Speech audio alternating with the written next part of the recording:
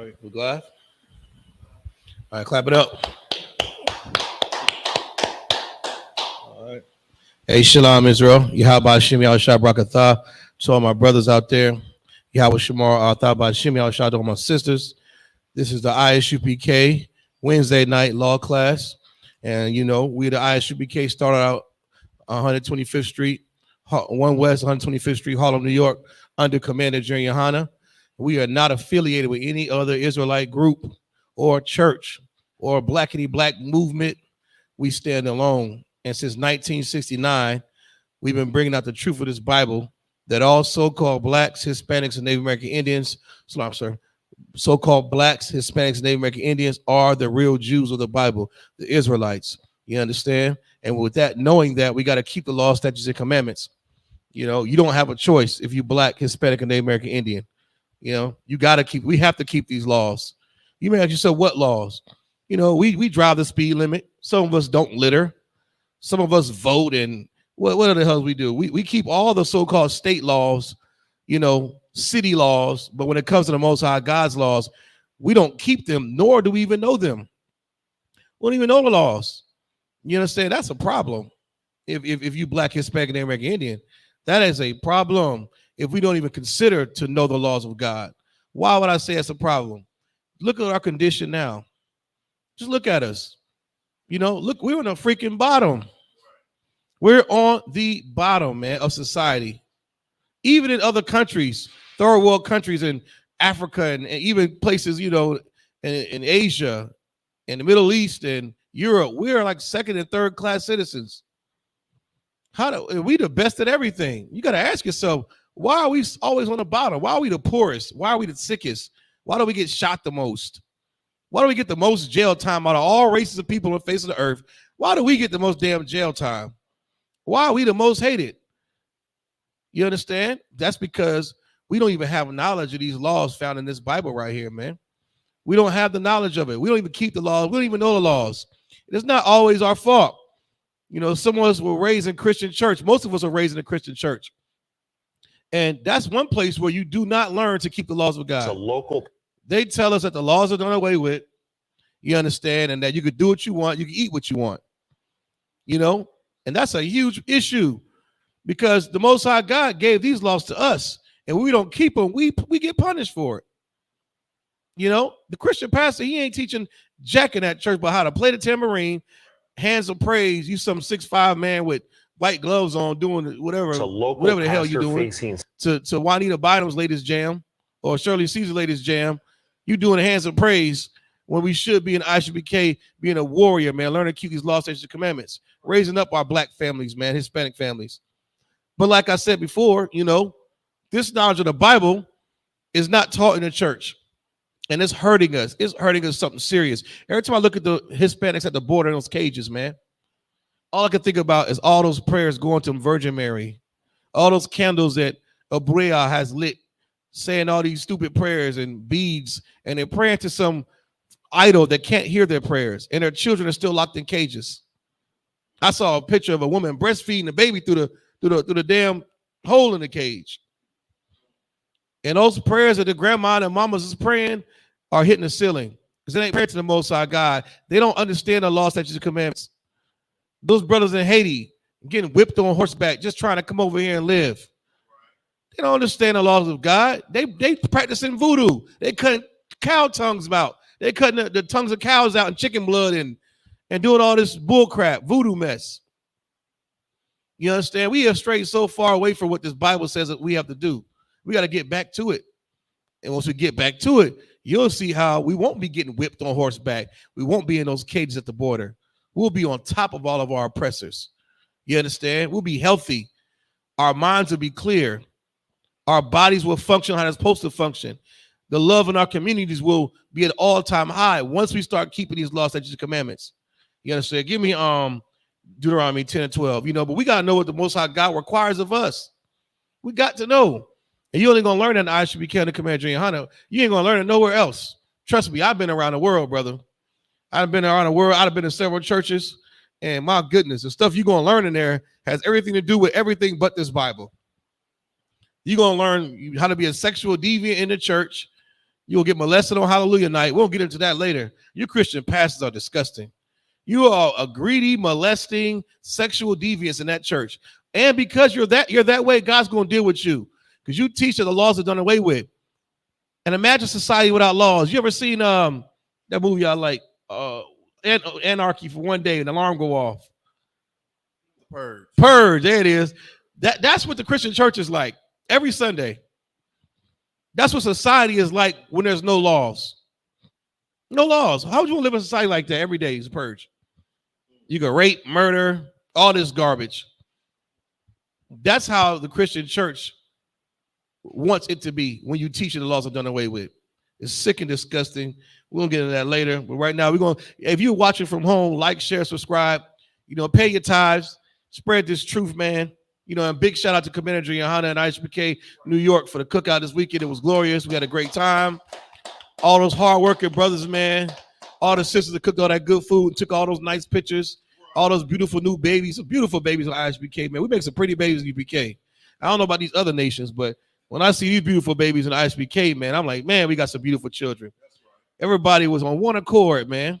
One accord. That's the only time you ever see blacks, Hispanics, and Native American Indians getting along with no gang violence. No south side this or north side that. We was all up in that was it Marcus Garvey Park up in Harlem, man, having a good time. All 12 tribes. That don't happen nowhere but the UPK. You understand? It damn sure happen in church or jail. It damn sure happen on Sunday at 12 o'clock, the most segregated day of the freaking week. Is white church and black church. Ain't none of that crap at the cookout, brother. If we had a 12 tribes chart right there in the front, like always, you ain't on there, you ain't getting in. And we did turn some so-called oppressors away. We turned some Hamites away, some white folks away. It was glorious. I loved every bit of it.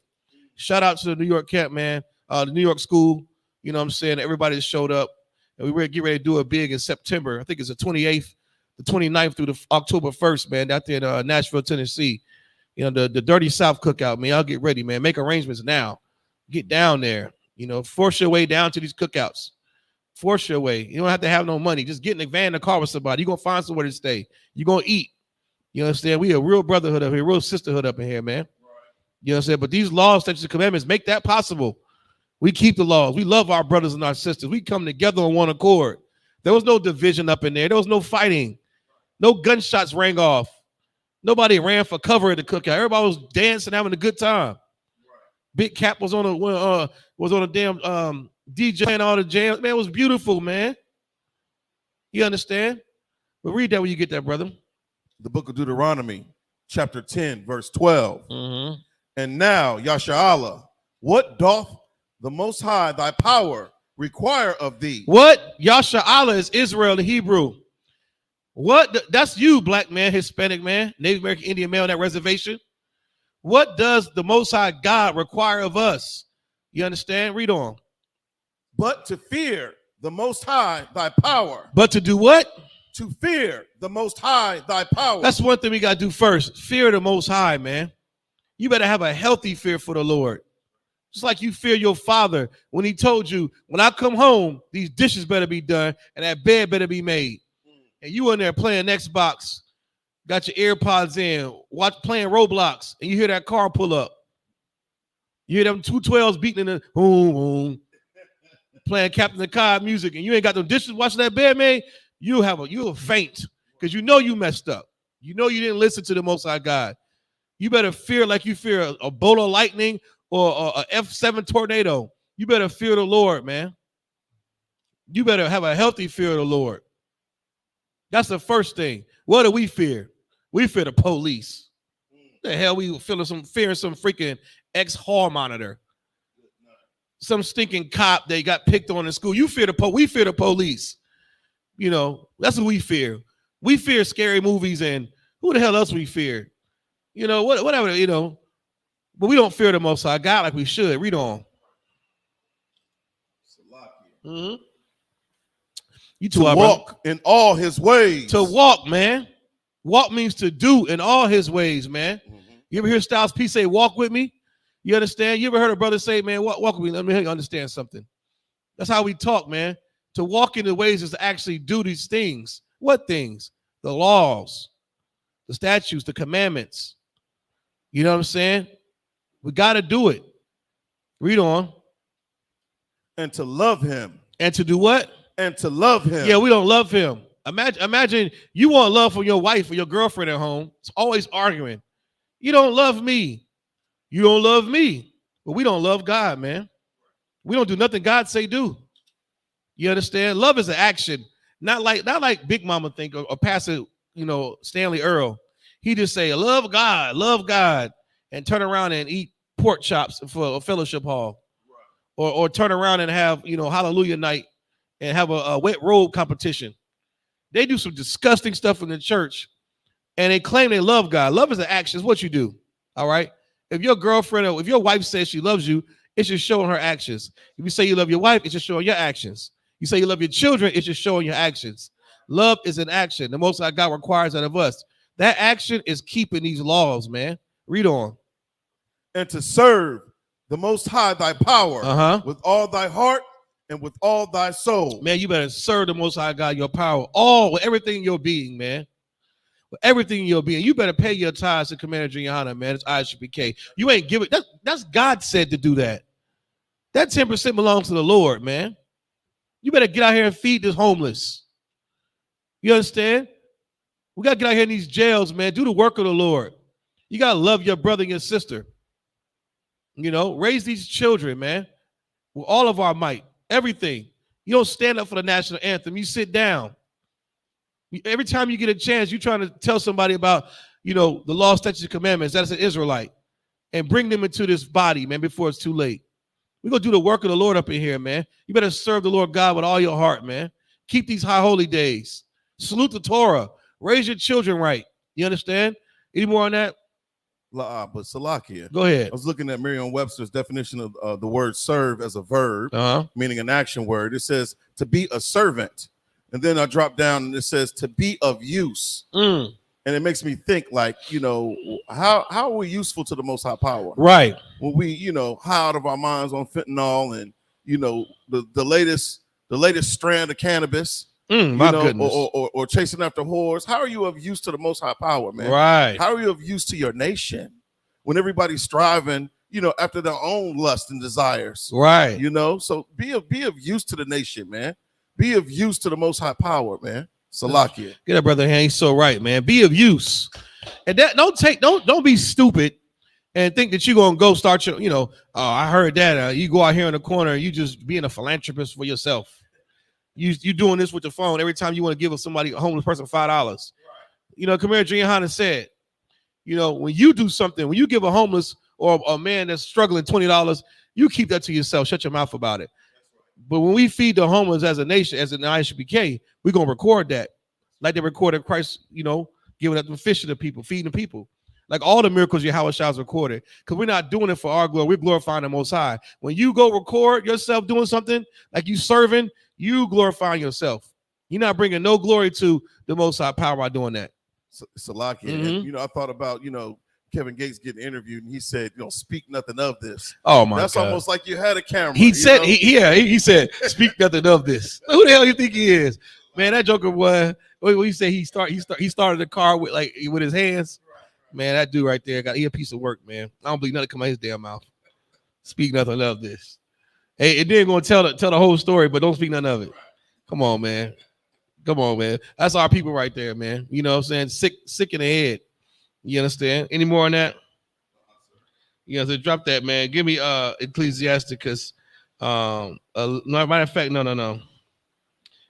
Give me James 2:10, Baba Kasha. You understand? We just a Wednesday night law class, man. You got any questions? Type them in the chat, man. You know what I'm saying? Like, share, and subscribe. You should have questions. You read the Bible all week. You don't walk around like Christians thinking you know something. Get the answers, man. We can't answer. We got all these pieces of prophets up here. Cap and I thought generals. We get the answer for you, brother. You understand? We're going to get those answers for you. And on top of that, too, while I'm on the subject of keeping the law, you understand? It's so much needed in these last days. Understand that you see these conflicts on the news. You got Russia and China and the Ukraine. You got Taiwan. You're hearing about Iran and, these Islamic groups and all this civil unrest. The Bible prophesies that Christ is soon to return. And here we are in 2022, and we don't even know about law, statutes, and commandments, which is required according to Revelation and all through the Bible in order to inherit the kingdom of heaven. We gotta get on the right page, man, as a people. It's not good enough that one of us just do this work. All of us must do it, man. All of us must keep these laws, statutes, and commandments. Thus saith the Lord. You don't have a choice. Ain't no such thing as free will. Don't be lied to by your mom or your sister. You got to do what God said do. You're going to die. That ain't no free will. You understand? Death is on the other side of your choice. You've been commanded to do these things, to not smoke, to not eat pork, to not be gay, and thus and so forth. You know what I mean? Go ahead, brother. Most High in Christ, the book of James, chapter 2, verse 10. Mm-hmm. For whosoever shall keep the whole law. Keep the what? The whole law. See, you got to keep the whole law.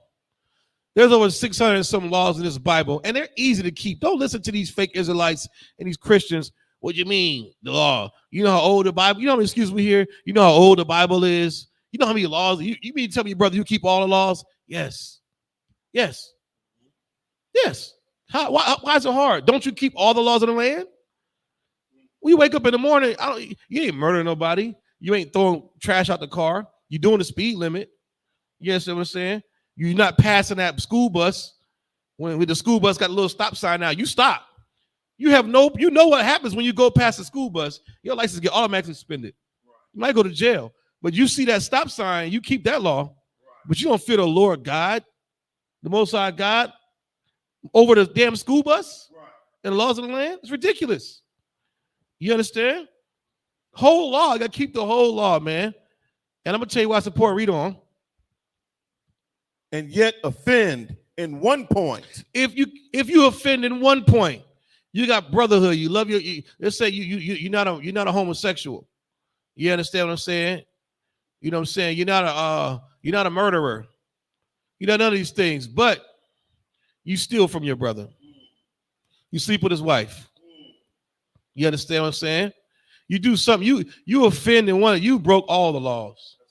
And why is that important? Because we're called to be perfect, man. We're called to be perfect. You understand? Read on. He is guilty of all. You're guilty of all. That is fair. It's fair. How would you like you go buy some jewelry, right? And you got a nice big old fat diamond. You finna spend $1 million on this ring.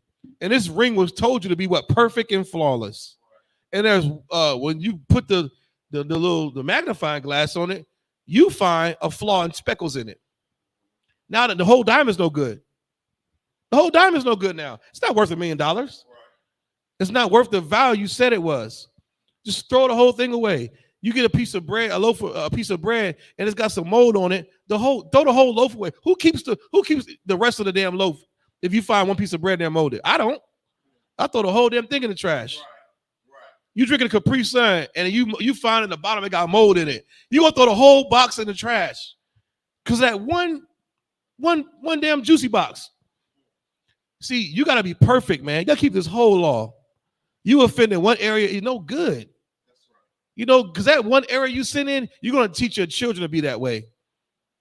That's how in the Bible we were taught to put sin from among us.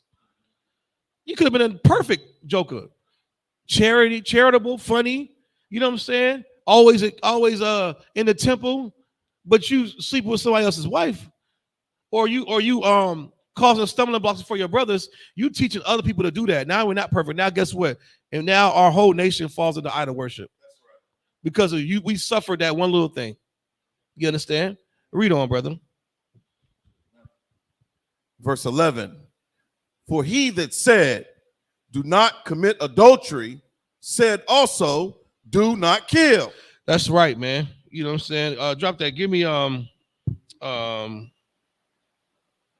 Ecclesiastes. Matter of fact, give me Psalm 78 and 6, Baba Kashaw. The book of Psalms, chapter 78. It's important that we be perfect, man. The things that we do affect our children. It affects the people around us, especially the men of the Lord. In Isupk, we have these brothers and sisters in Isupk, man. We strive every day to be perfect. There's not a day we wake up and think that we can't be. That's always in the forefront of our head that we can be perfect. And we teach it to our children. How can we be perfect? According to the laws of God. Not by any deficiencies on your face or your peg leg or your decapitated arm or foot. We ain't talking about that. We ain't talking about physical appearance of being perfect. We're talking about keeping these laws, statutes, and commandments according to the law of God. We don't want to, trespass any of these laws, man. That's how we define what perfect is. And when you teach your children to be perfect, you have a society where people don't murder. There's no monkeypox. There is no, COVID-19 because people ain't eating pangolins and live squid and oysters and all this garbage. And we've been saying to Isupk, black people, we better keep these dietary laws, man. You know what I'm saying? Every so often we do a class on dietary law. We need another coming up. Somebody we got to get a dietary law class here. See, this is not new to us, but it's new to our people. Our people don't know what the hell to eat. We don't know what to eat. We eat crabs, shrimp, lobster. Macaroni and cheese got lobster in it. What the hell is that? Clam chowder. Lobster mac. Yeah, lobster mac. We brought this out on Chain Breakers week before last. Eating damn oysters. They got them parasites in the oysters now. Right. You know what I'm saying? That'll kill you. Several people done died in Florida for eating oysters. So before you go ahead and put that hot sauce and lemon, how do you do it? They take the oyster. Yeah, hot sauce, lemon, and the half shell on the rocks. On the rocks, they get to slurping it. Brother, you're gonna die doing that, man. And it's gay to eat food like that. What are you slurping? I don't even want, come on. You're a grown man.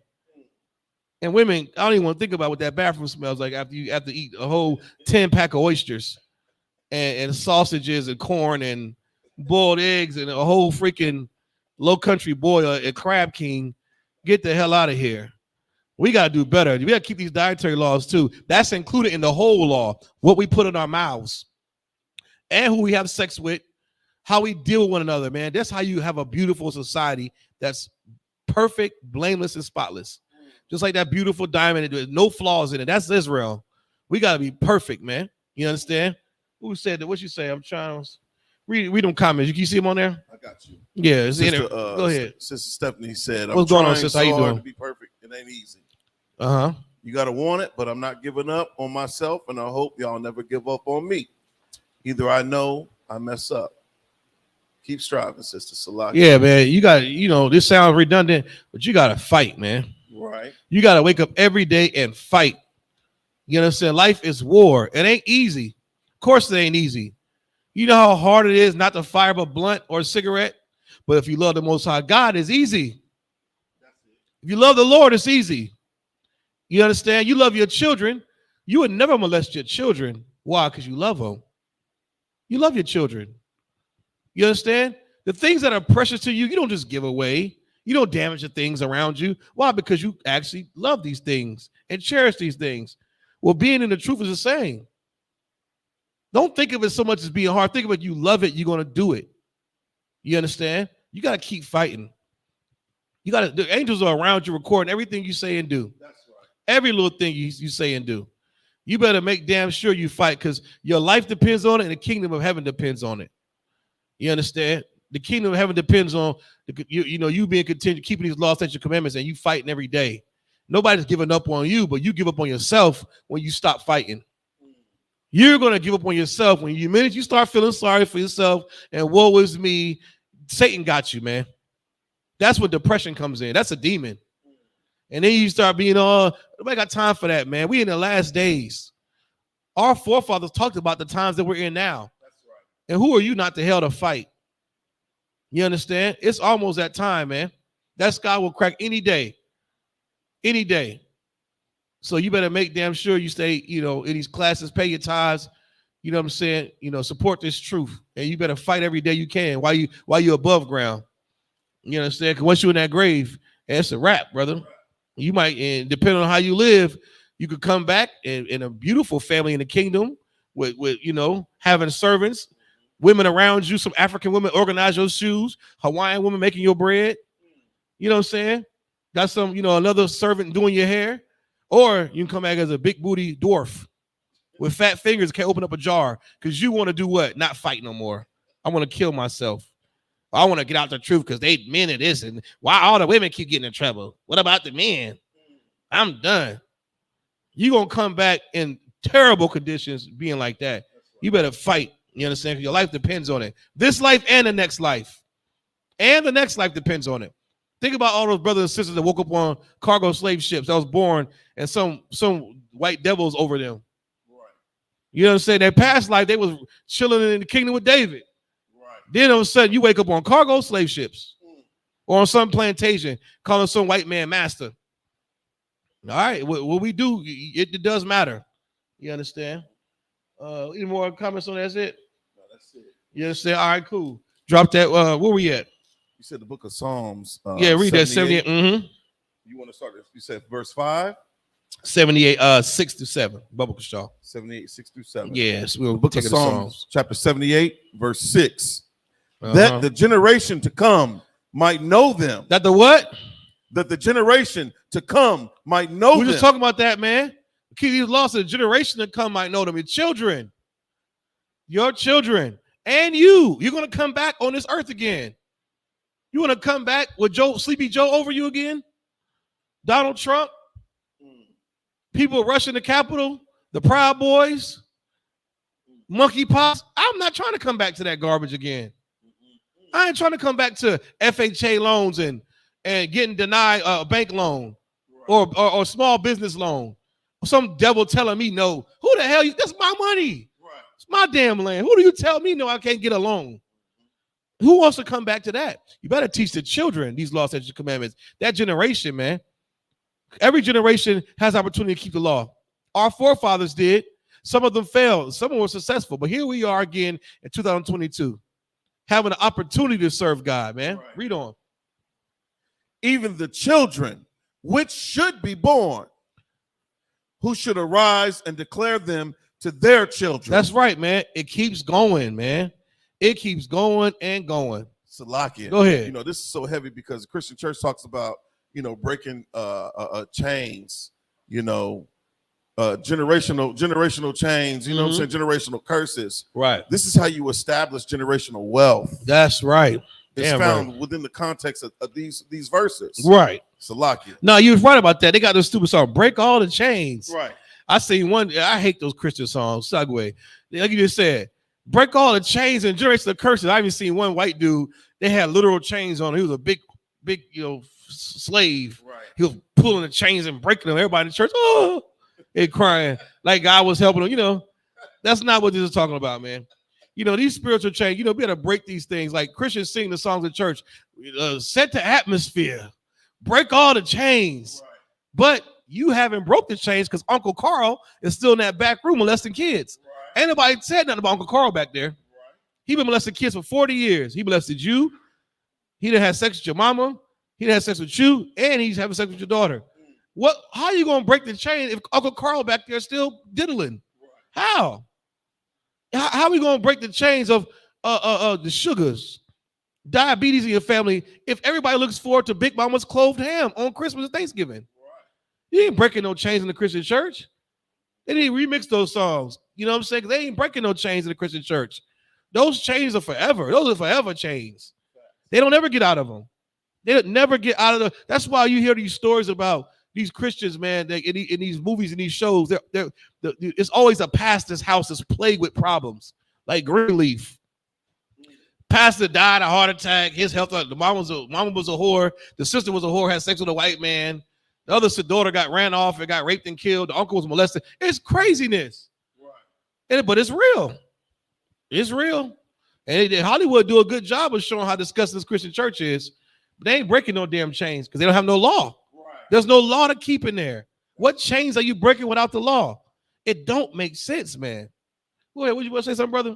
No, that's so heavy because I think about the things that we give our children when we were in the world, you know what I'm saying? Mm-hmm. And it was so repetitive. It was like a habitual cycle. It just felt like Groundhog Day. If you ever seen that movie with Bill Murray, you're waking up, you know what I'm saying, to the same damn thing over and over again. Right. And when we came in here, you know, we broke generational curses of going and erecting the Christmas tree in the corner of our living room. That's right. Or buying, you know, Mother's Day cards and gifts, you know, on Mother's Day. Right. Or taking our children to go sit on the lap of the Easter Bunny or on Santa Claus. Man. Right. You know, and it takes real strong men of war to stand up against that, man, to stand up against those spiritual, those chains, man. We're the ones that are absolutely breaking generational curses. That's right. Not what's happening in the Christian church. They ain't breaking no chains. That's right. That's all talk. You know what I'm saying? They're teaching their children to keep that oppressive defeatist mentality, of Christianity, which is white supremacy. Right. Salakia. Yeah, Brother Ham, he's so right, man. It is white supremacy.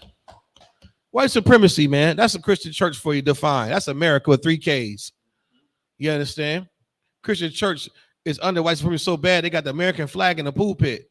They got the white church and the black church. They got Southern Baptist, Orthodox, all this garbage. Just separate saying, no, we don't hoop and holler and kick up in here.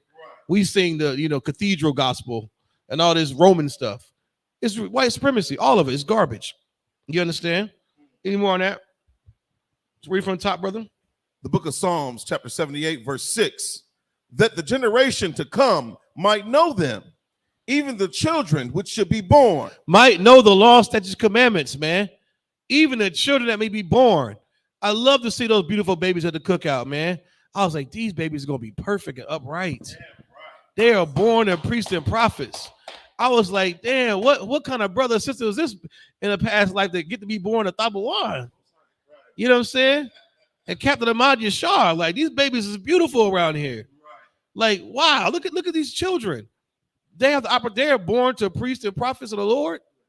Blessed are they. Welcome back.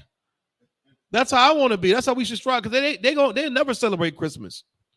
You understand? I look at Captain Arya, Salakia. Side note, brothers like that who are born in the truth. Like even Mozzie, baby here. You know what I'm saying? Right. Ayathan's daughter. Yes, sir. She's born in the truth. She'll never know what Thanksgiving is, or Christmas, or New Year's, or tarot card reading and burning. Never. Baby be perfect. And they want to have children one day, and that's how you establish the kingdom of heaven. You understand? And that's a beautiful thing. That's why this law is important. So, like, having children in the world is a burden. It is. You dread having children in the world. You look at it like, oh man. But in here, right, it's celebrated to have children. That's right, man. We celebrate life in the truth, man. Right. Contrary to you celebrate death in the world, man. This is a beautiful thing to come in here and to witness that. To witness these children being born perfect.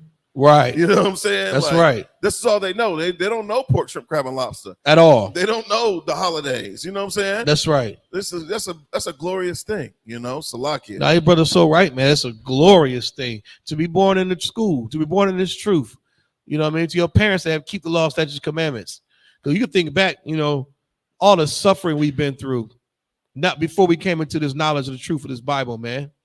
All the suffering, all the death, all the not knowing, all the whys we had. I remember having so many questions as a kid. I wanted to ask my pastor about owning a gun. This nigga took me around a ring around a rosy. Started talking about angels keeping charge and Michael and Gabriel.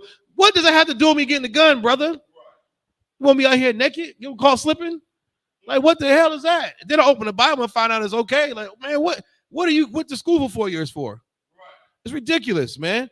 Man, listen, you'd be surprised at garbage that come out of Christians' mouths if you just talk to them. You understand? They have no knowledge of these scriptures about the law or anything, especially Seventh-day Adventists. They're teaching their children how to keep the law like the fake Jew. And not even like that. It's even worse. You can't do nothing on a Sabbath. You know what I'm saying? They don't even keep. Seventh-day Adventists don't keep the law. They celebrate every holiday under the sun. You can't play basketball. You can't do anything on Saturday at all. It's like ridiculous. Yeah, and their poop, man, listen. And that's just one denomination because they claim to keep the law. Like somebody said before, what about the Seventh-day Adventists? No, they don't keep the law either. They don't keep the laws up in there. And the laws they do try to keep, they do it wrong like white folks. So you're really hustling backwards. And the rest of you first-day churches, all of them are the same. Christians are the same. I don't even separate them. If you're a Muslim, you're Christian. If you're Seventh-day Adventist, you're a Christian. If you're Pentecostal, you're a Christian. You're just a Christian, man. Like, it's ridiculous. Any more on that, brother? Read on. The book of Psalms, chapter 78, verse 7. that they might set their hope in the Most High. Who we set our hope in now? It says that we should set our hope. It's good for us to pass these laws, statutes, and commandments down to our children so that we set our hope in the Most High. Why is that? Because the stories we tell our children. You know, you want to read me a bedtime story. I'll read you a hell of a story about God's part in the Red Sea and drowning some Africans. Remember those videos we see them eating fufu and ugusi? God killed them in Egypt. I'll read you a hell of a bedtime story. Hold on to your seatbelt. You know what I'm saying? And tell that story right about how God killed all them Africans. Tell about the blood over the door and the plague, all the frogs. Tell them that's a great bedtime story to tell your children. So, like, this ain't Isupk's Fables. Yeah, this ain't Aesop's Fables. This ain't Mother Goose. This ain't Mother Goose in the book of Fables. Right. These are real stories. That's right. Talk about that cloud that kept us during the day and the pillar of fire by night. You understand? Tell these stories about the Noah, how you drowned the hell out of those wicked bastards. Tell them stories and watch your kids' face look at you like, dang. But guess what? We heard a story called Bony Legs. If you out there listen, Google, YouTube a story called Bony Legs. And it's a story about some witch with these bony legs and big shoes and a comb and a mirror. These are the stories that Christians tell their children. But not the story of Daniel in the lion's den. Not the story about the 3 Hebrew boys or the mother who watched her 7 children get killed in the Apocrypha. We don't have the stories of triumph and glory and overcoming. We get taught Bony Legs and Hansel and Gretel. Salakia. A witch that eats children that lives in a house that's on chicken legs. Yeah, that's a house that's on. I'm getting creeped out. A house on chicken legs. She's got iron teeth. She got iron teeth. Good night, man. Bony leg. That's a real story. But we pass that down to our children, but not these stories in the Bible. Right. You know what I'm saying? I mean, it just don't make any sense, and it should. So go ahead, sir. The one thing that I learned for the Esau fables that get passed down, it turns our entire life into a magic show. Ah, damn right. When we talk about the scriptures are designed for us to see what real life is, but they turn all these things into a magic show. Even the I have a dream is some form of magic, another way to seduce you into this society of dreams that will never come true without you knowing your identity, right? That's right. With the Bible, it's the truth, and there's no dreams in there, and all the dreams that are in there are always what? Revealed. There's always someone there to interpret the dream. That's but here right. In America, you don't find out the dream been a lie until it's too late. Damn. Martin Luther King didn't find out it was a lie. His dream was a lie until he walked into that burning building. That's right. And that's the thing about these Esau fables. All these things are designed to put us asleep and to have us believe in magic. Right. Just like Christianity. You understand? All these things are a form of religion to allow us to stay asleep. But when you talk about what's actually in the Bible, it is real life. It's applied principle to every single thing that we may have to endure here in this empire. That's right. So that way we can understand how to live a life that is not full of what? Dreams and fairy tales and fables and make-believe and goddamn magic. Keep rocking. You're probably top of the head. That's so heavy, man. Hansel and Gretel and all this other magic stuff. That's why when you come up, you see David Blaine do a little trick. Everybody, oh, you know what I'm saying? He always goes to black folks. Yeah, black folks see a magic trick, they run down across the street. White folks standing there looking like, well, I saw him move the quarter behind the ear. The nigga, he take off running a 4.240 down the block screaming. It's Salakia. Yeah. It's the same thing when Pharaoh had his magicians throw their rod out. That's right. When they dropped their staff and the Most High was with Moses and Aaron, and the Most High said, okay, let me show you something. Right. And here with your magic, I'm going to show you what real life is about. I'm going to show you who I'm with. You know what I'm saying? Just like Elisha was messing with them prophets up top. Where's your God at now? You know what I'm saying? They did with magic. You know what I'm saying? Right. Yeah. Keep rocking, brother. No, he's right. Keep rocking. Hell Get up, brother. Get off his eye in the hand. And you know what's going heavy about that too? Like, that's a hell of a bedtime. That's a hell of a story to tell the children. Like, the stories we tell in school and around the house, those are garbage. Use the Bible. Put your spin on it, whatever. But tell the truth about it. You understand? Salakia, you want to teach them about a witch? Teach them about Saul going to the witch of Endor. Yeah. If you could, teach them about that. Teach them about that. You know why they don't? They don't read the Bible. The parents don't. And this scripture is telling them to pass it down to our children. Pass these laws, statutes, and commandments down to our children, man. Also, Zion said that magic, man. That magic is bull crap. These stories we tell our children on how to do all these things when they come up, and we think we're doing a good job, but we lack this knowledge of scriptures of the Bible. This knowledge and wisdom of the Bible is what these children need. So when we come back, we're going to be born to them. Like, you don't understand, like, we're going to be coming out of your children's seed. You're going to be born. Why not teach them right? Why not lay that brick foundation down right now so you come back under that? You want to come back under fables and magic and war? What? Like Officer Zion brought out in Egypt with this, that's a hell of a story to tell. Children need to know that's not real magic. God has real power. He called their magic lying wonders. That's a lying wonder. Somebody gonna float around and it just snake. No, that was a real snake that ate theirs. It's lying wonders. It's not real. It's not real. It's a lying wonder. And we're gonna see a lot of those lying wonders here in these last days. We're seeing them now. You understand? It's ridiculous. Read on, brother. Verse 7, that they might set their hope in the Most High. And not forget the works of the Most High. We supposed to put our hopes in the Most High God, not in Joe Biden, not in Donald Trump, not in stimulus checks, not in PPP loans, not in financial freedom, not in defunding the police or the new police initiative. We can't put our hope in that. We can't put our hope in the Black economic plan for 2023. We can't put our hope in Ice Cube going and sit down with the president. What the hell is that ever going to do? We put our hope in all of Jesse Jackson. And what happened with that? We put our hope in all that garbage, man. You understand? The push movement. You know what I'm saying? We put our hope in all that garbage. And then what we get from it? Nothing. We got water hoses and canines bit our grandmothers and aunties. You know, we got water hoses from the fire department sprayed on us. We got hit in the head with rocks and said, go home, nigger. I mean, sundown towns is what we got. You know what I'm saying? Never again, man. We got to put our hope in the Most High. Read on. But keep his commandments. Keep his what? Keep his commandments. Notice he didn't say suggestions. He said commandments. We've been commanded to keep these things. That shouldn't be hard for us no more, man. If you tired of seeing, and you know it's crazy, somebody was shooting locally here in the mall, you know, in my city, as a mall shooting. Somebody got shot outside the mall, in the mall, whatever. And the Negroes ran out. They got caught a couple hours later. People was like online in the comment section of WRL. I'm so sick of this. I'm so tired of this. We can't have nothing. We can't even go to the mall anymore. And all these are coming from the mouths of Black folks and all Christians. They have no solution to gun violence or how to stop none of this. And here we are in the Isupk, fools for preaching this Bible, trying to tell people that the answer is right here. But they want to just complain about it and say we need more prayer. Your prayers are not being answered, man. More prayer. We need more. We need gun laws. No, you don't. You gotta keep these laws, statutes, and commandments, man. That's what the hell we need. And stop putting our hope in these religious leaders and these rappers and entertainers. Because when we do that, we shun the Most High God. And his wrath gets burning hot against us. Imagine that. Imagine you doing all you can for your children and they turn away from you. I mean, you wax hot too against them. That's how you look. That's how you feel about us.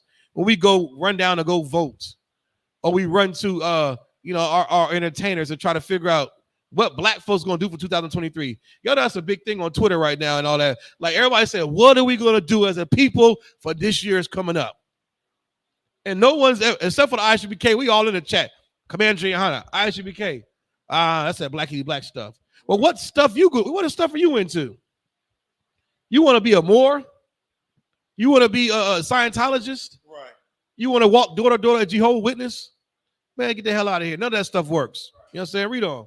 Oh, go ahead, brother. Yes, I'm saying. Go ahead. Trooper Kodar was like, Jesse Jackson gave us the term Afro-American. Right, he did. Oh, messy Jesse. You know what I'm saying? Keep hope alive. What else did Jesse Jackson come with? He came with a lot, man. I am remember on what he called Jay Fox was like, I am somebody. That's funny, but he's right. Well, shout out to Trooper Kodar, man. Yeah, what you doing that rock, Jesse? Then when Barack Obama got voted, his microphone was still hot. He said, I hope he cut his balls off. Remember, he was mad about that. I can't stand that Negro. Mike on the whole time. Jesse talking mess about Barack Obama. Then got to crying when he won the damn election. Mike kept saying he like a Well, he said, "Kind of dog, you look like a British Shih Tzu." So he was crying. But yeah, man, Jesse Jackson did coin that phrase, Afro-American, which Jesse Jackson don't read the Bible. He's a reverend. He ain't no damn reverend. Not once he ever talked about keeping the laws. Even after Martin Luther King died. Jesse Jackson was like 25, 26 years old when Martin Luther King got shot in that balcony. Jesse Jackson saw Martin Luther King get popped. And that didn't scare him into this Bible. That didn't scare him into this truth. It didn't. He'd care less. Jesse Jackson had something called the Push Movement, the Rainbow Coalition. Before the LGBT community took all the rainbow, Jesse Jackson was talking about, black empowerment and, us coming together, the black and disenfranchised, but it always included other nations helping us. Salaki, go ahead. What's so heavy about Jesse Jackson? We're talking about the future generations. Right. Look at his son. His son was incarcerated for 2 years for fraud. Good night. The Bible talks about judging the tree by its fruit. Right. Good night. Jesse Jackson, he didn't bear any righteous fruit. Right. He didn't teach his son anything outside of the crimes that he knew how to navigate here in America. Right. Man. So Salakia. No, you're so right, man. He didn't teach his sons what we just read. He didn't pass these laws down for generation to generation. Because you raised a bunch of crooks. And he was one himself, man. You know what I'm saying? All that money he raised for the Push and Rainbow Coalition. Rainbow Coalition, he want all nations to help. And activism. You know what I'm saying? And black people advancement. You can't run down to Pharaoh for help. We got to turn to the Lord, man. None of that stuff works. But yeah, Trooper Kadar, shout out to you, brother. You know what I'm saying? He said Slakia, African American. Right. African American, Afro-American, all that crap came from Messy Jesse. You know what I'm saying? But he's just one small figure in our demise as a nation coming out of the early, 1900s, man. You know what I'm saying? We had a lot of key role players with Martin Luther King and Malcolm X and all this stuff. None of these black leaders had our best interest in mind when it comes to this Bible and these scriptures. They didn't know. Until 1969, when the Isupk was erected, that's when these record books was open. And we really got to find out the truth of the matter about what it is we must do. And here we are in 2022 in Fayetteville, North Carolina, teaching a law class because of what our forefathers laid down, man.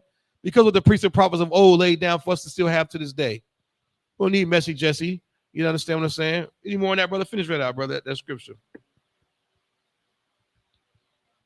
Lucky. You two up? Not forget the works of the Most High, but keep his commandments. Don't forget the works of the Most High. What works? It's parting the Red Sea. You understand what I'm saying? That's a beautiful work. Destroying our enemies. You understand what I'm saying?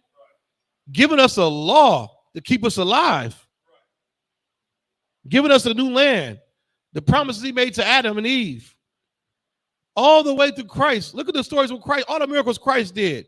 Christ came on the scene. Yahweh Shai Mashiach came on the scene doing everything he read about in the Old Testament. It was foretold to do. You understand? It was perfect and upright. All these stories. We can't forget those. Read on. Verse 8.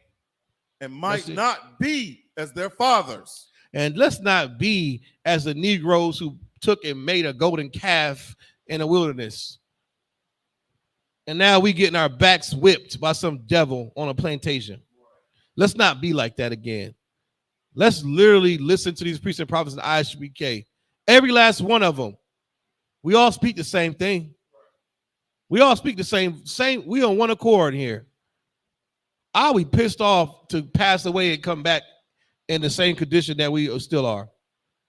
I mean, just think about you were talking to an old after, let's say, around the time Michael Brown was getting killed and Donald Sterling and Ahmaud Arbery, all these people was getting killed, shot by the police, and then what's one with the foot on the knee on the neck? George Floyd. When that happened, you talk to an old black man, one of the old war vets, or just some old, brother or sister, and you're talking to them about how things were when they were young. They would say, not much has changed. And this is a 75, 80-year-old man or woman, black woman at that, or Hispanic woman. Not much has changed. You still got Karens running around telling you to get out of here, calling the police on you. We still getting shot by the police.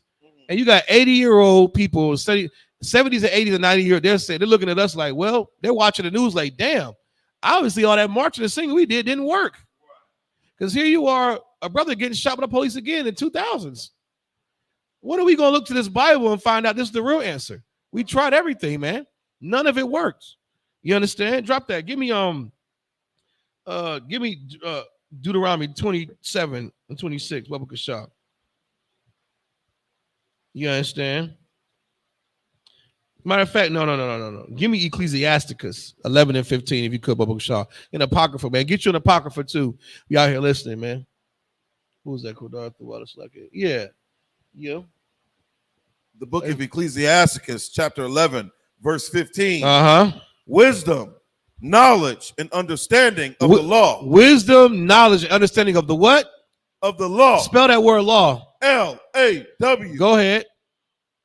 Are of the Lord. Are of the Lord. Now, let that sit for a second. Wisdom, knowledge, and understanding of the law are of the Lord. That should make a whole lot of sense. Big mama, auntie, grandma, why y'all hate the ISUPK and love your church and think that your pastor knows everything? He doesn't know anything. You tell us that we're crazy and we're teaching out of this Bible the laws of God. Right. Your pastor's telling you the laws are done away with. We are of the Lord. Your pastor is not. He's not. Your big mama is not. Read it again.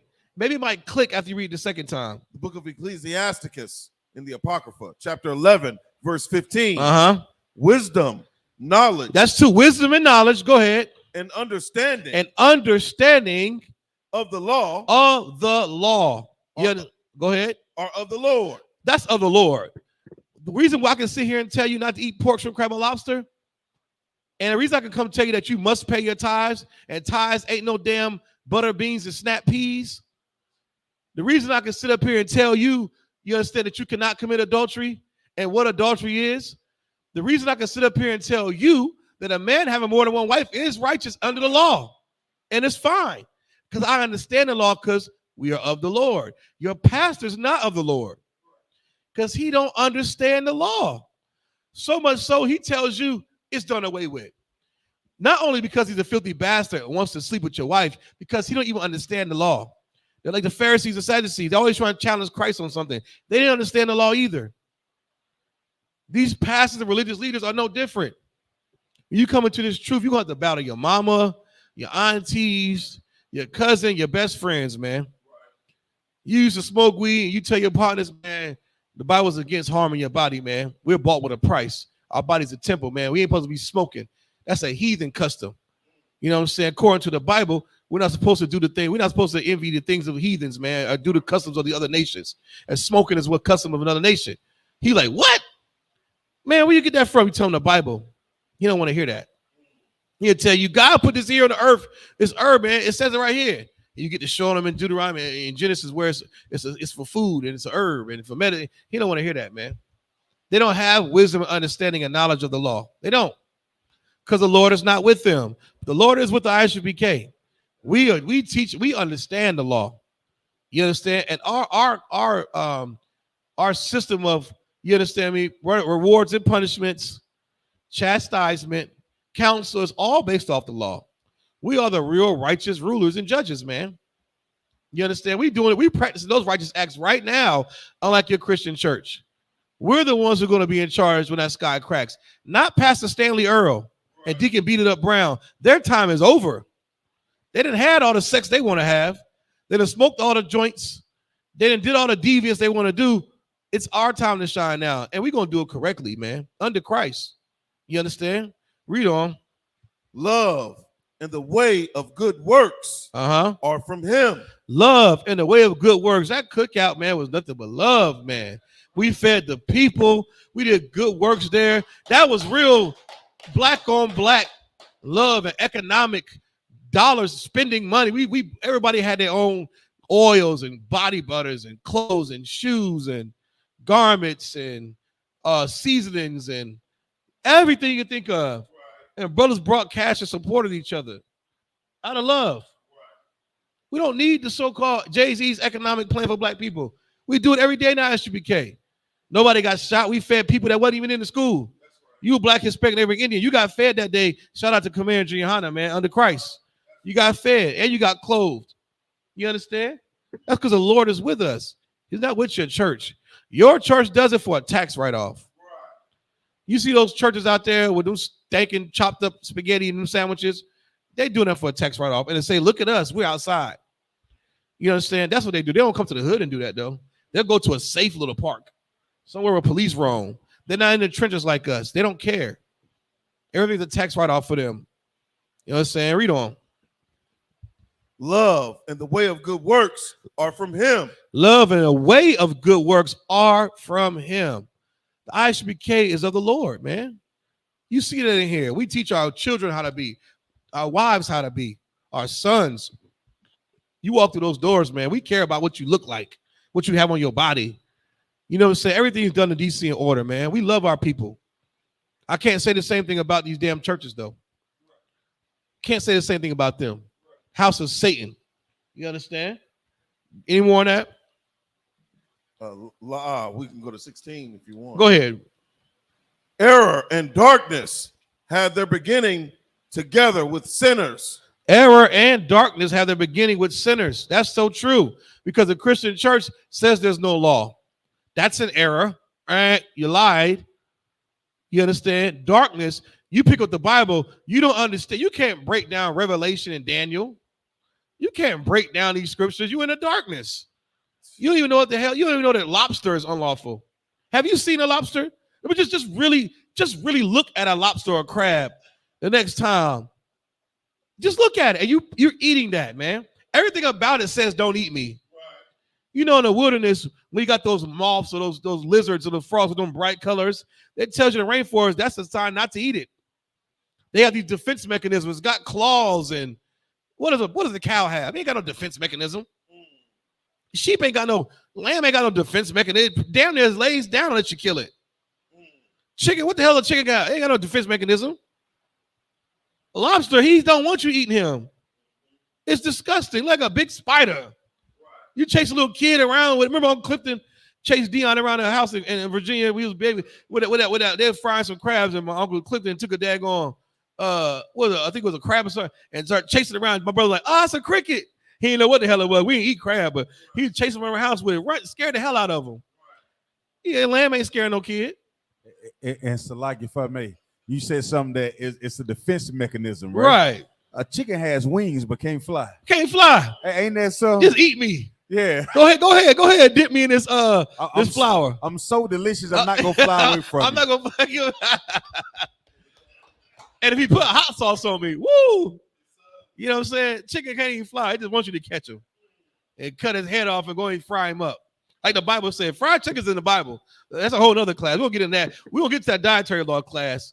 And we're going to show pictures. And we're going to show the other nations what they eat, why we should eat that.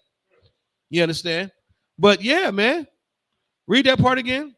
Verse 16. Error and darkness had their beginning together with sinners. Man, they got their beginning together with sinners. The Christian church is a bunch of sinners. The bigger the hat, the bigger the sinner. Right. I don't care if Miss May have been in the church for 40 years. The bigger the hat, all her cousins and nephews, nieces, everybody in jail. Everybody, strung out. She always got some testimony about some crackhead relative coming back to church. That's because there's no law, there's no truth in there. Everybody's in darkness. And it's a sad thing when you don't have to be that way. You see us with these shades and beards. You see your brother Officer Zion walking down the street, or my brother Makayala, Commander Junior Hanna, or Captain Desariak, or Shawarya, anybody walking down the street. And guess what? You look at them like they're crazy. You look at them like, what the hell he know about the Bible? You're a thug hooligan. When you see that nice Steve Harvey suit and them fat pants, you think that brother's from God. We got to readjust what we think the men of the Lord are. You're looking at him, and Isupk, a priest and prophet to the Lord. You better listen. You better listen like your life depends on it, because it does. You understand? Any more on that? Go ahead. And evil shall wax old with them that glory therein. And evil shall wax old, man. You glory in that evil's going to wax old, man. Old as hell. You understand what I'm saying? Drop that, man. Give me Deuteronomy 11:1, Bubba Kashaw. But always keep these laws, man.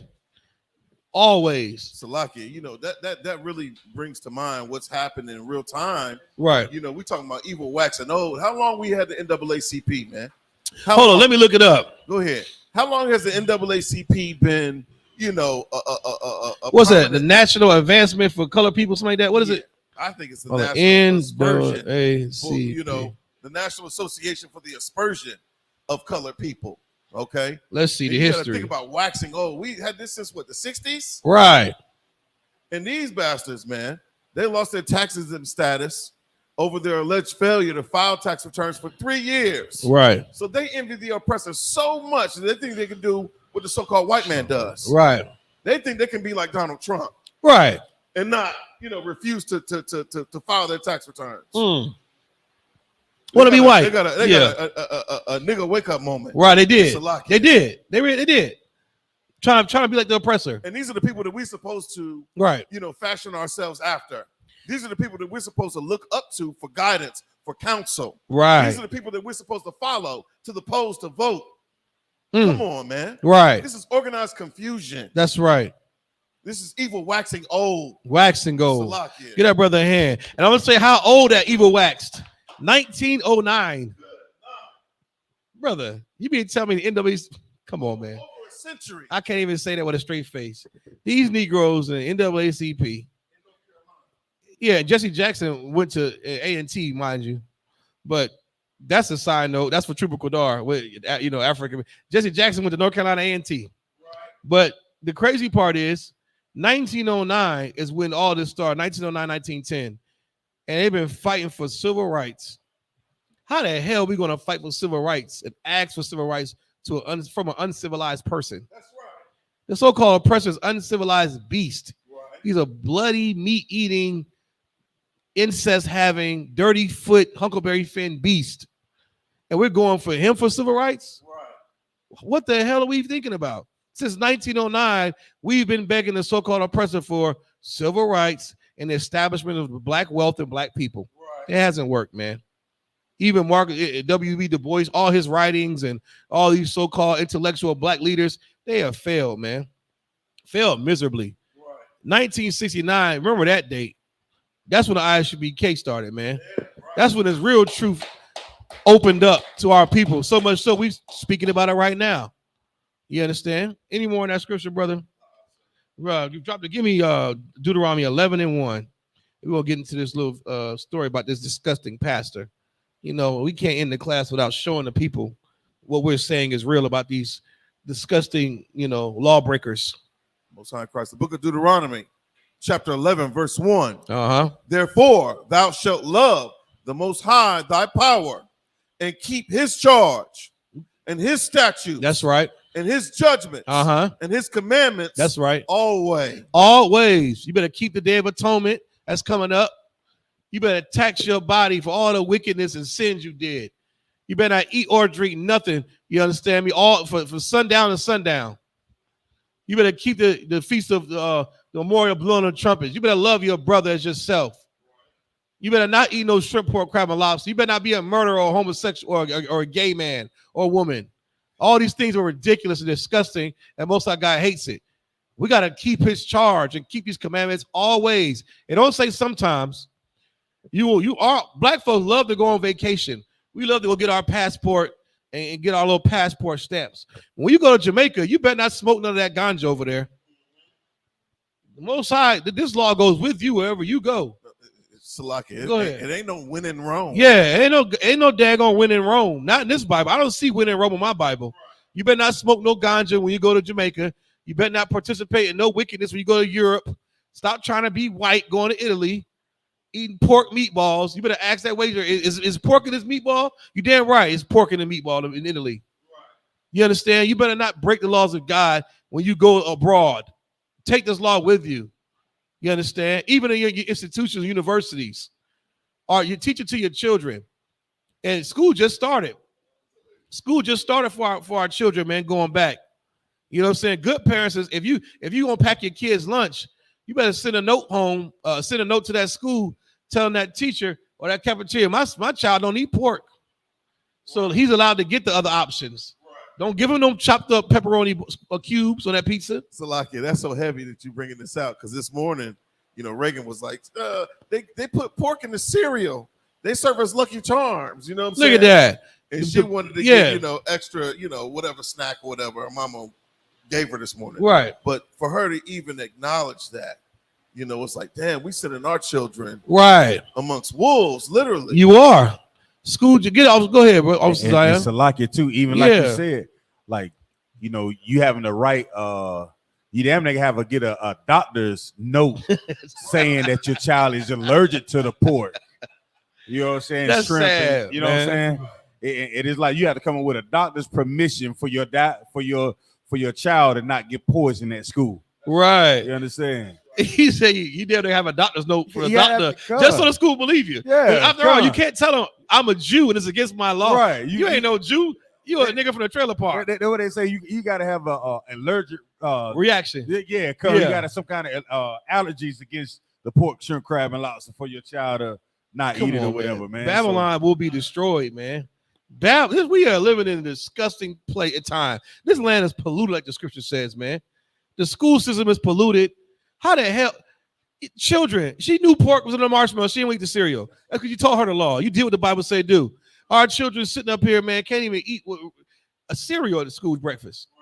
And it smells so good. Your children be hungry in the morning. Sometimes you rush out the door and you get the smell of that sausage. You like, damn, it smells good. But it's Jimmy Dean pork. Putting kids through that. There's no turkey option. And then you have the nerve to send your kid to school with food. The teachers want to, what's all that? You're not allowed to have that here, or you're not allowed to have, you want them to eat pork.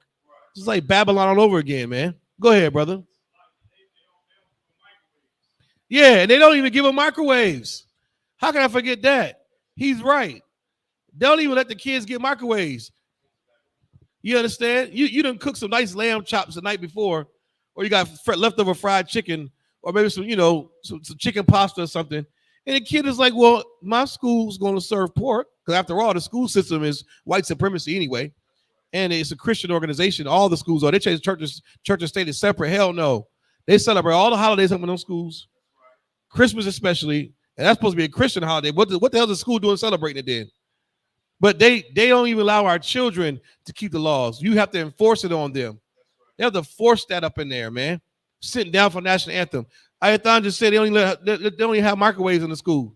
You can't even warm the food up from the safe, lawful food. They won't let you warm that up. You got to eat something from the daggone child line of sin. It's ridiculous. You know what I'm saying? Trooper Quadar said civil rights was for the white Jews. Right. They just use us to help them. He right, man. Civil rights was for the white Jew. They got the big check. Didn't the so-called oppressor, that long-nosed devil, didn't he get the checks?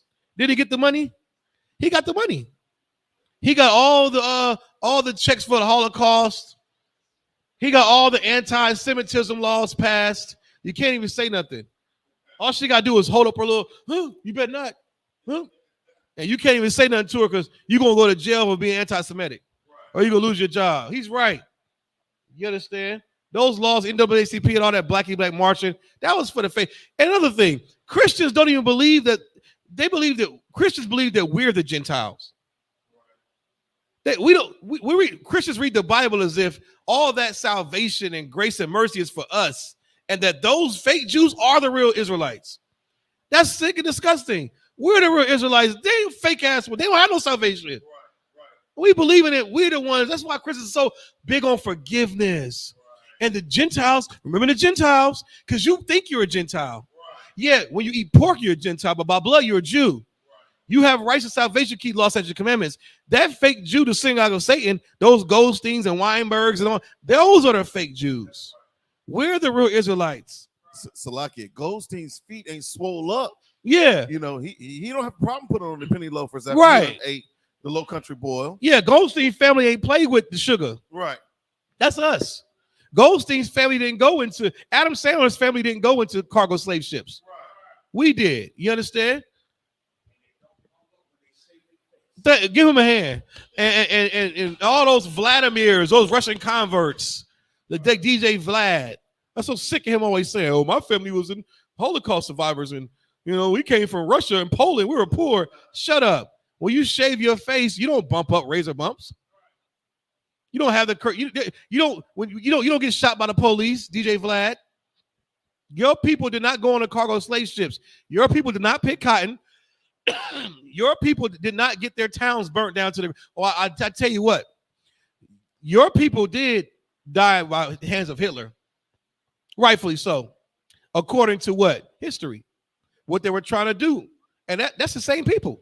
Salakia, Vlad, he panders for compassion that his people never showed our people. They don't. All of, and he's doing that because he was taught to do that by the typical so-called oppressor.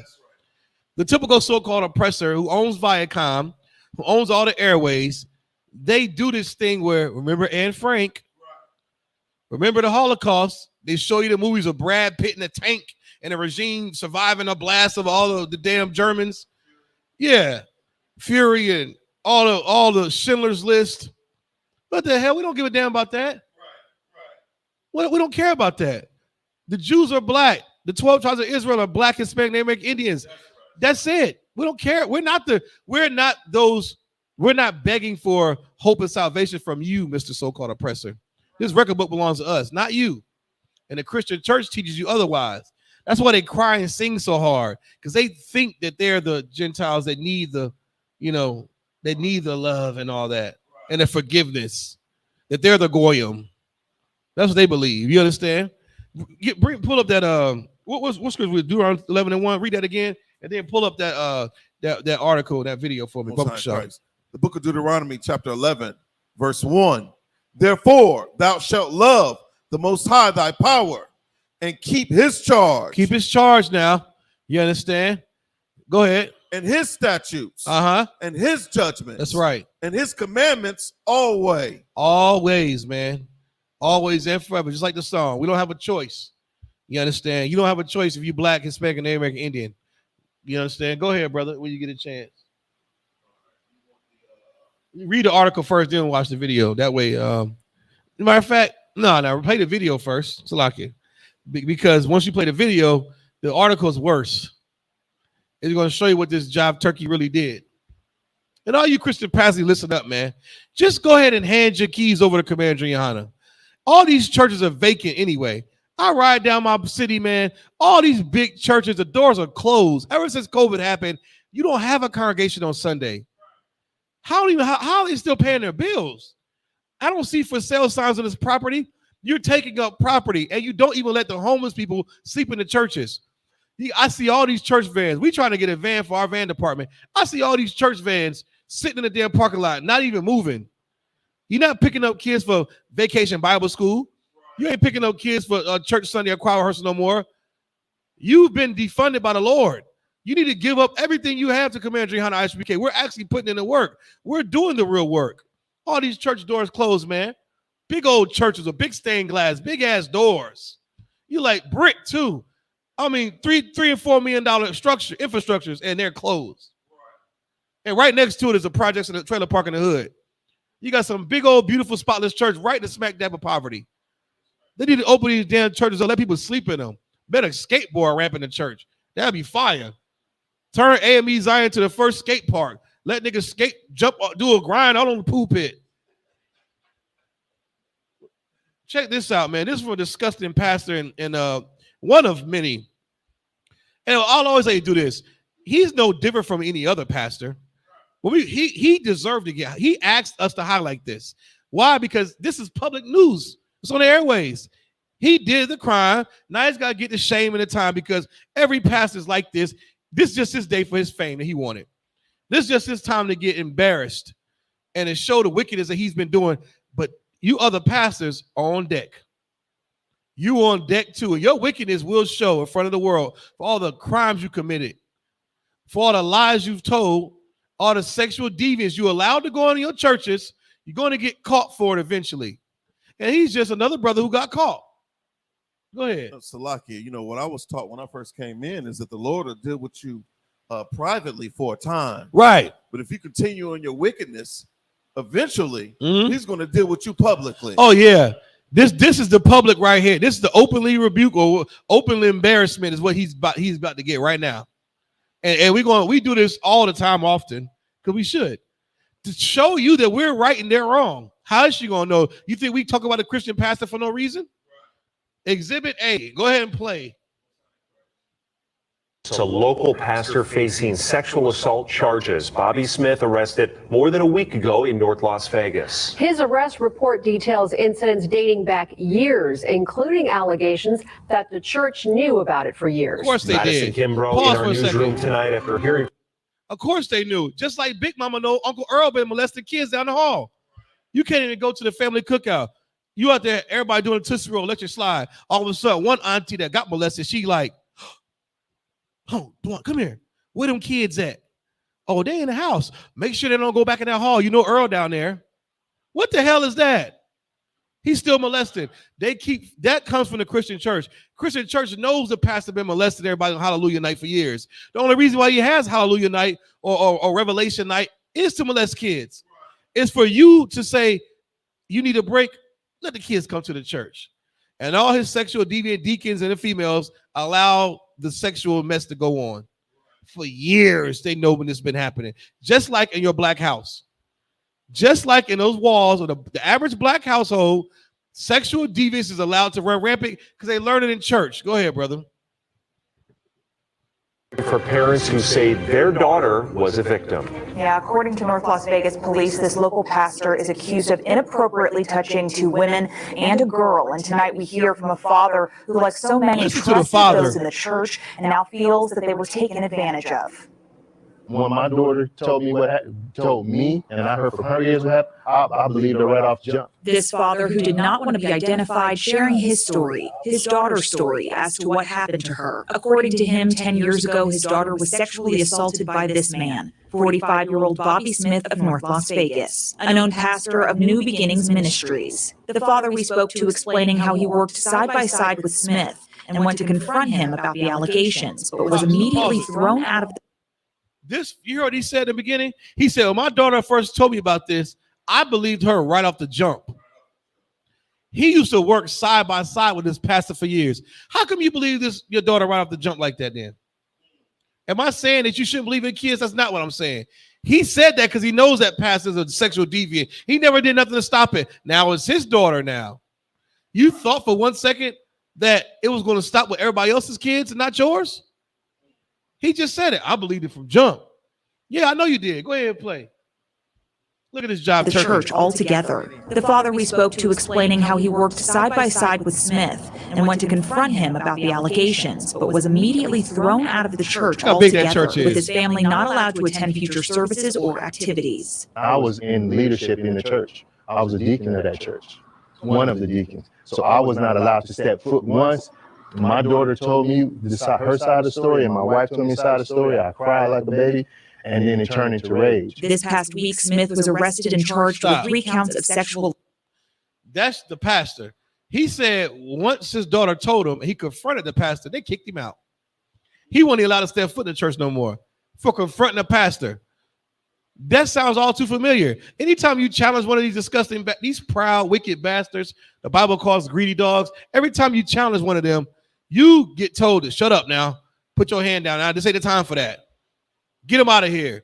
You raise your hand in church and talking about the law, they're kicking you the hell out. You speak up against any wickedness they do, they're kicking you the hell out. They kicked this man out the damn church. You understand? Because he had the nerve to confront the pastor about his daughter, his own flesh and blood, and they kicked him out. He said he wasn't even allowed to step foot in the church after that. Hit play. Assault and 1 count of child abuse. His arrest report shows allegations dating back to 2012. As a father, Come on, man. you feel like I let her down. I took her to church.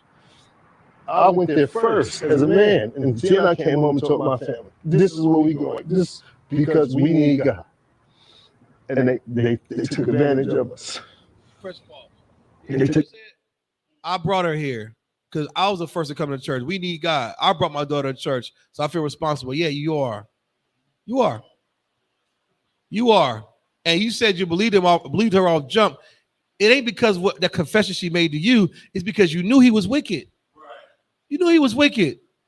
But you crying now. What about the other? Since 2012, you've been doing this. Right. It's 2022. And you've been a deacon in this church for all those years. This is disgusting and it's sad. This don't happen here in the Isupk, man. When we tell all blacks, Hispanics, and Native American Indians to get the hell out of the Christian church, you better listen, because this is what happens to your child next. Finish that out. So a couple more seconds left on that, brother. Take advantage of our trust. Now, Smith is currently out on bail. He'll be back in court in November. In the newsroom, Madison Kimbrough, 8 News Now. All right, stop that. That last thing he said was he took advantage of our trust. We just read earlier, you're supposed to put your trust in the Lord, man.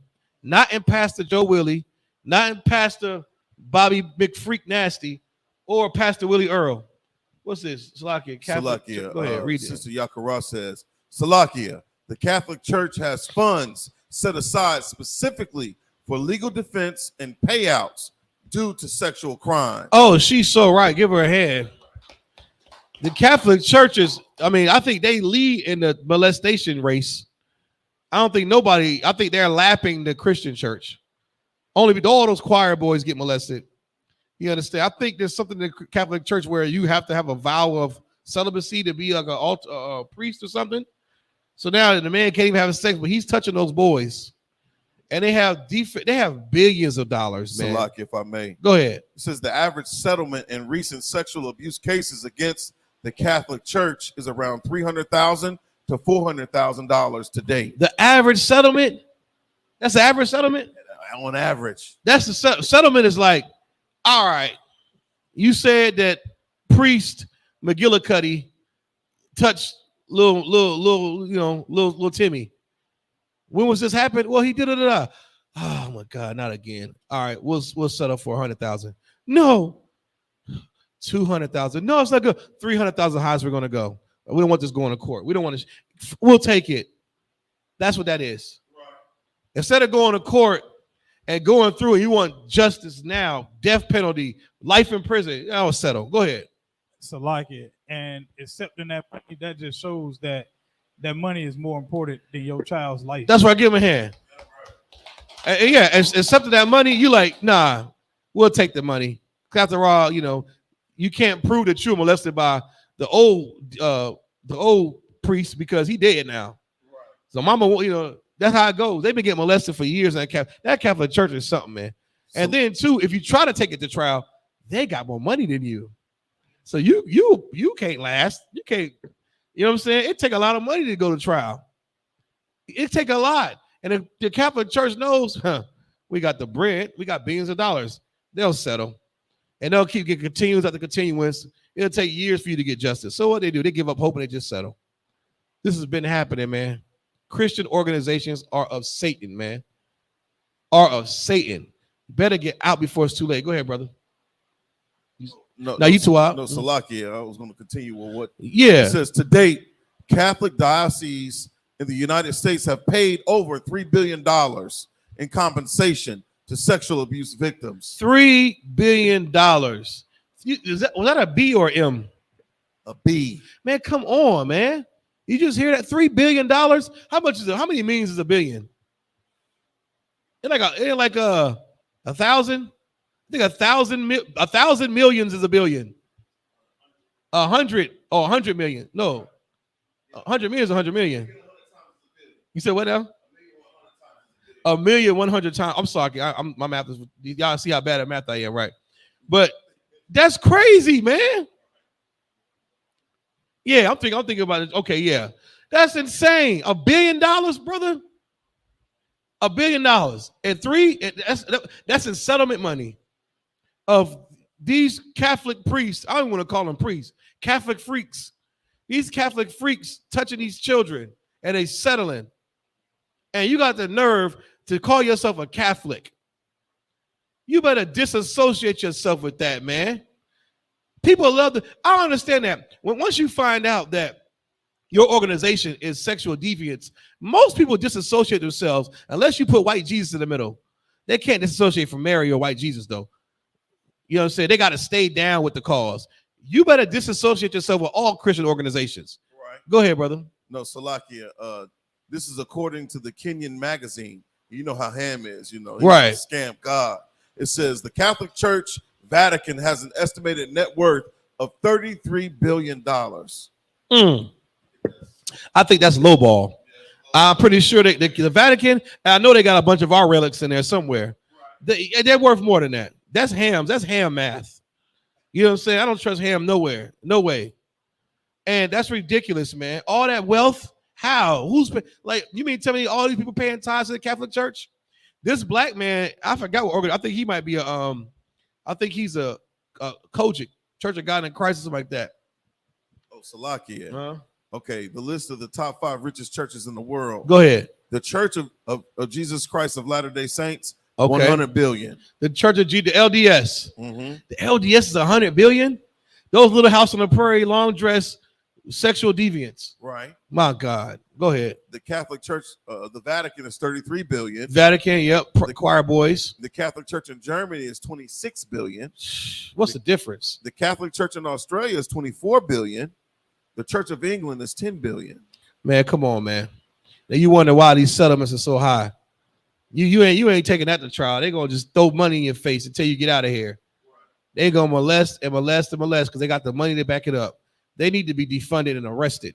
You understand? It's ridiculous. Go ahead and hit that. Put an article up. I ain't finished with you, Mr. Bobby Nasty. You understand? You want to touch girls, little girls and women, but it's more sinister than that. You see how the news just covered it lightly. Right. Nah, you gotta get to the meat and potatoes of what happened. This job turkey, since 2012, he's been molesting girls in his church.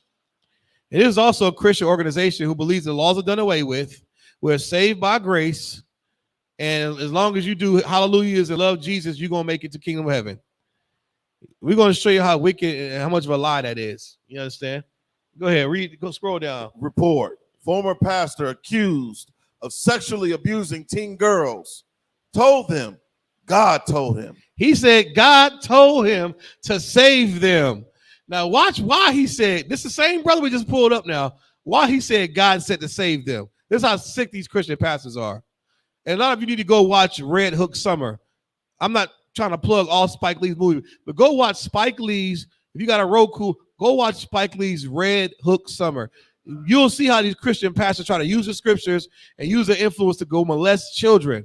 Watch out. And I got to warn you, it is disturbing, but he got his butt kicked in the end. So it made you feel a little better. But go watch Red Hook Summer. Go ahead and read that, brother. North Las Vegas, according to KTNV, a former pastor was arrested in North Las Vegas and faces allegations that he sexually abused several teenage girls. Bobby Cornelius Smith told one of the teens God told him to do it in order to save her from sexual intercourse.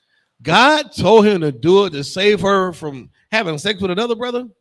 So what? So if God told you to say what was you doing to her that wasn't intercourse that God wanted to save her? And why her? Like who is you to be saving some girl from sexual intercourse? But look what he did to her. And this is his version of I'm saving you for getting screwed, pretty much. Read further down. According to an arrest report obtained by KTNV, the investigation into Smith's conduct also led to the arrest of his wife. Of course, the wife's always acting like she don't know no better. Why? Why is that? Because Christian wives, I'm the only one. A man can only have one wife, and it's me. So whatever else he doing don't matter. As long as you don't bring no other woman up in here, that's another result of you teaching men they can't have more than one wife. He's sexually frustrated. Read on, man. LaShawn Nicole Smith, who was accused of child abuse. The reported sexual abuse dates back at least a decade. The victims, now adult women, whose names were redacted in the report shared with KTNV, gave detectives similar accounts of sexual abuse at the hands of Smith. Okay, you nasty Smitty. Check out what old Smitty told these girls to do, man. Check him out. Read on. Two of the women told police Smith first gave them a sex toy. A what? A sex toy. Good night. Go ahead. And instructed them to go into the bathroom and use it on themselves. Both women said they were uncomfortable and did not do it. They told police Smith then used the toy on them, telling one girl God had told him if she did not participate, it would ruin her life. So he's saying is, I'm going to give you this sex toy so you won't have sex with an actual man. God told me to do this so you won't ruin your life. As if her having sex with another man will ruin her life. That she's a woman. She can have sex with another man. What's wrong with that? It's better to marry than to burn. You want her to burn up a lust and go out here and be a lesbian or do something disgusting? But no, you want to take it upon yourself to say, I'm going to stand in the middle. I'm going to stand in the gap and give you a sex toy to use on yourself in the bathroom. This stuff you can't make up. This is a pastor of a whole church. Go ahead, always like that. Yeah, we're gonna hit him hard with it too. Hold on. Go to the bathroom, use a sex toy on yourself. I mean, just imagine imagine being a police chief that's come across your desk. You're like, what? Go finish that out. No, but God told him to do it, right? How many times have we heard that God told some jive turkey pastor to do something sexually deviant? You understand? Don't use a sex toy. Don't have sex because it's going to ruin you. After all, the Virgin Mary, I'm pretty sure he used the Virgin Mary, she didn't have sex. Right. Yeah, there you go with that garbage. That old slippery slope of disgustingness. Read on. The first woman interviewed by police said Smith would regularly use at least 4 different sex toys on her. How many? States. 4 different sex toys on her. Freak nasty Smith. You ought to be ashamed of yourself. You have 4 different sex toys used on these girls? Man, what the hell is wrong with this man? 4? This is a police report now. Now that the news made it look like he was just, he had a whole full-on, what's that store called? He had a whole Adam and Eve. He had a whole full of Adam and Eve and Priscilla's in his in the church. Good night. Read on. Good night. She told police she was unable to give an accurate count of how many times it occurred, but she could say it definitely happened over 30 times. Over 30 times, man. He been molesting, he's taking, sexually assaulting, indecent liberties, rape, all that stuff he's been doing with these damn women, man. Read down and close that out. Another of the women was identified as one of Smith's goddaughters. His what? Goddaughters. Oh my goodness. Here go that goddaughter, godson mess. That's your way of getting close to him. Go ahead. She gave police a similar account of Smith's use of a sex toy on her, telling a detective that after the first time, it began to happen periodically for months while she was staying with Smith and his family as a teen. Once she turned 18, the woman told police Smith invited her to an apartment and convinced her to have sex with an unknown older guy. So he a freak. He is a sexual deviant. He had a whole other John waiting in the apartment. This is what your Christian pastors are doing. Right.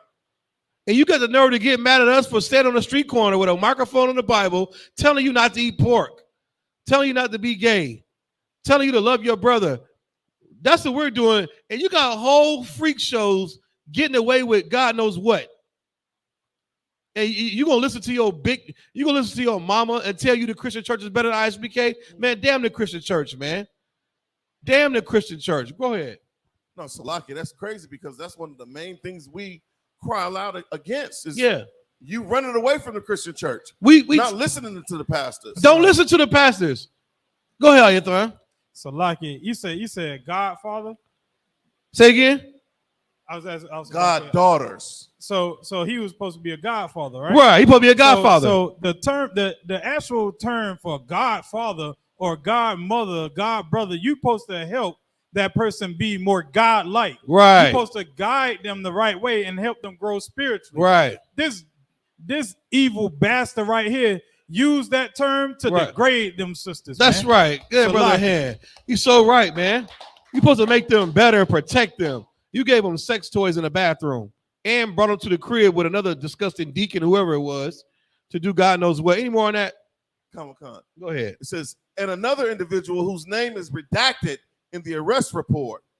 After the incident at the apartment, she was taken to UMC to get a SANE kit done and filed a police report with the Las Vegas Metropolitan Police Department on May the 12th of the year 2014. She got a rape kit done, so he was tripping. You understand? Salaki, imagine that conversation this bastard had with that John, though. Right. How wicked you can take that article down. You too, brother. Go ahead. Imagine how what now? You say imagine how wicked and evil that that conversation had to be. Oh yeah. I got this young thing, Right. Salaki, as a so-called man of God. You have this type of conversation, right? Setting this sister up for destruction. Right. It's disgusting. It's disgusting, and this Bible is against everything that you just read. Right there. This Bible is against all that, and we teach. I should become the commander in Hana. We teach out this Bible, man. Right. So this does not happen to your child. You understand? We don't tolerate that garbage in here. You getting to kick the hell out of here. You understand? The Most High is going to deal with you. You're going to be visited by an angel of the Lord. You get put to death if you touch these children up in here, man. You understand? What's bound on this earth is bound in heaven. We say a prayer. You don't do what you're supposed to do and make amends. You're going to die by the hand of an angel, man. You get put to death for your stinking, disgusting actions. We do not in the Isupk, we do not tolerate sexual assault, sexual harassment, rape, or no kind of sexual deviance, man. Not up in here. And you Christians better get the hell out of Christian church. Go ahead, Ayathan. Oh, my fault, officer. You guys slim? Zero tolerance, man. Right, at all. Looking too hard to get you checked. Right. This is a straight gate. You want to go be a freak, you better go to the church. Or you're going to be made an example. You're going to be on the Summer Jam screen like Pastor Freak Joe Smitty over here. Go ahead, Ayathan.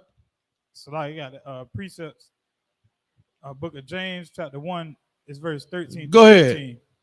Let no man say when he is tempted, I am tempted of the Most High.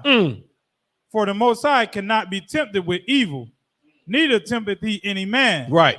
Verse 14. But every man is tempted when he's drawn away of his own lust. Of his what? Own lust. That's right. And enticed. Verse 15.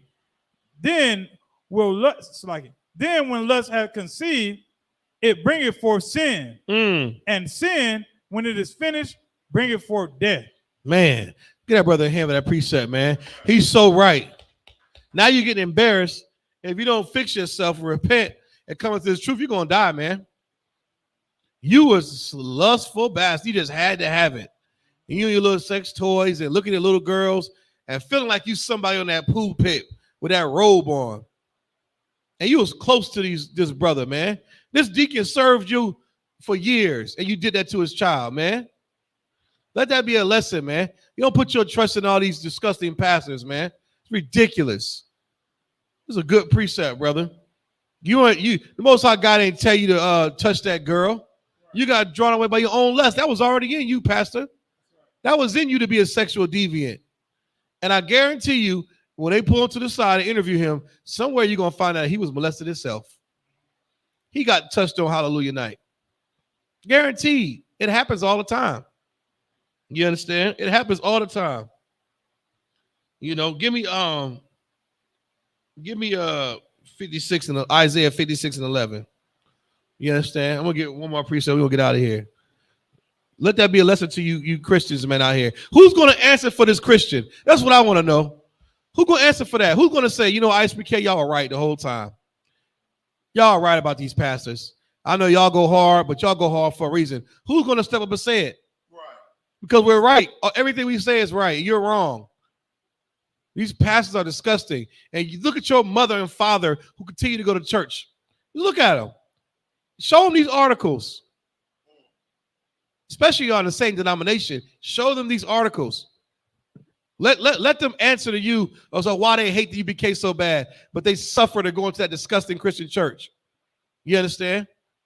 We wish you got that, brother. The book of Isaiah, chapter 56, verse 11. Yea, they are greedy dogs. Your pastor's a greedy freaking dog. Read on.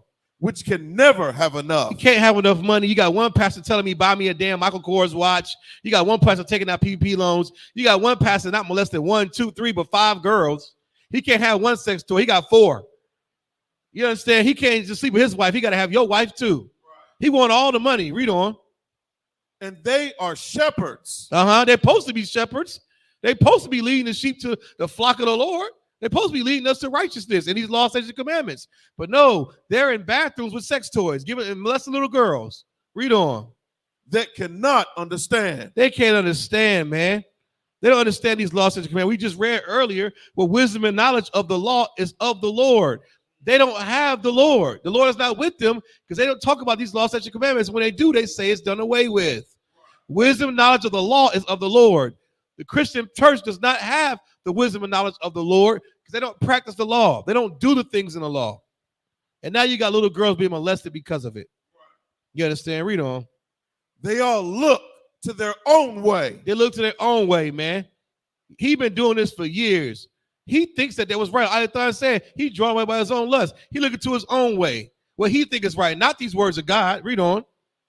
Everyone for his gain. Everyone for his Rolls Royce, his private jet, his stupid purple robe, his periwinkle concubine, those nasty alligator shoes. Everyone for his gain. But you got gain tonight. You got that publicity you asked for. You understand? You got that fame you was asking for. We sure put you on blast. You understand? You deserve it. Read on. From his quarter. From his quarter, man.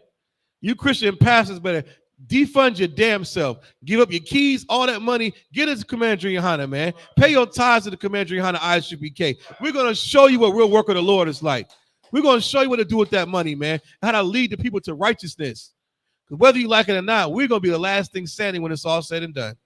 The ISUPK, all you're going to see is a bunch of damn Hebrew Academy covers. Bunch of boots, braids, and gold teeth and chariots telling you what the hell to do. And you better not buck or heads will roll. And with that, that's my time. With the ISUPK, start at 1 West 125th Street, Harlem, New York, under Commander Johanna. Pay your tithes. Get ready for the Dirty South Cookout. You understand? It's going down October 28th through the 1st, September 28th through October 1st in Nashville, Tennessee. Let's get it on, man. You understand? I'm going to pass the class over to Priest Officer of 1,000 Bon Kayal for the announcements. ISUPK security announcements. We are the ISUPK, started out at 1 West, 125th Street, Harlem, New York. Rule for new brother and sister. When a new brother or sister comes into the school, they are off limits for 6 months. They are to be saluted only. They are here to shed themselves of the world. If they need transportation, the teacher will arrange it. After 6 months, if a brother or sister has an interest in a particular person, he or she must get permission from the head to speak to a brother or sister. Right. There was another 6 months in which the brother and sister will court each other. After this 6-month period, the brother and sister will get permission from the head to marry. Tithes, which is a commandment. The book of Numbers, chapter 18, verse 21. The book of Malachi, chapter 3, verses 8 through 10. Means tenth in the Hebrew. It's pronounced ma'ashara. 10% of every penny of any increase the Lord gives you, give to Treasury Department or teacher. Priest fund, free will offering for priests, not mandatory, whatsoever amount you would like. The upcoming Holy Convocation is the memorial blowing of trumpets. Right. First day of the 7th month, Sunday, September 25th, according to the book of Leviticus, 23rd chapter, verses 24 through 25. We having it here, 205 West Russell Street in Fayetteville, North Carolina. Pull up. If anyone wants to be a trooper in the school, start wearing all black, boots, shirt, pants, headband, and scarf. And with that, imajim, which means to stand. Men of Israel, we're going to render one courtesy salute to the teacher. Imajim Shabbat. Imajim Barak.